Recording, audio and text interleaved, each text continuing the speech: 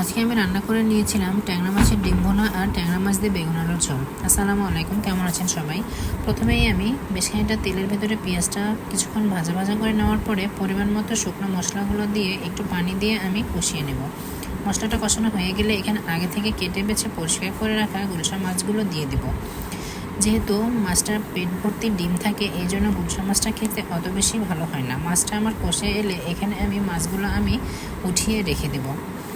মাছটা উঠিয়ে নিয়ে আমি মশলাগুলো কিছুক্ষণের জন্য কষিয়ে নেব। মশলাটা কষানো হয়ে গেলে ঢাকনাটা খুলে দেখলাম মশলাগুলো সব ডিম হয়ে গেছে। পরে আর কি করা যাবে, ডিমগুলো আমি প্রায় 10 মিনিটের মতো ভুনা করে নিয়েছিলাম। এরপরে ডিমটা রেডি হয়ে গিয়েছে।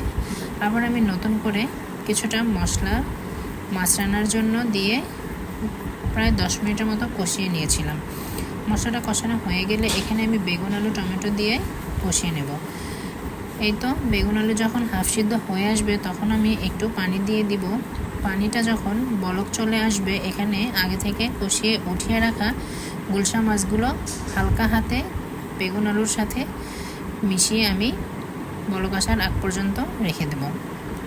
মাছটা বলক চলে এলে এখানে আমি পরিমাণ মতো ধনিয়া পাতা দিয়ে দেব। ধনিয়া পাতা দেওয়ার পর প্রায় 5 মিনিটের মতো রান্না করে নেওয়ার পর এই তো তরকারিগুলো আমি বাটিতে নিয়ে নিয়েছিলাম। তরকারিগুলো দেখতে যেমন লোভনীয় লাগছে, খেতে অসাধারণ ছিল। আসসালামু আলাইকুম, ভালো থাকবেন সবাই, আল্লাহ হাফেজ।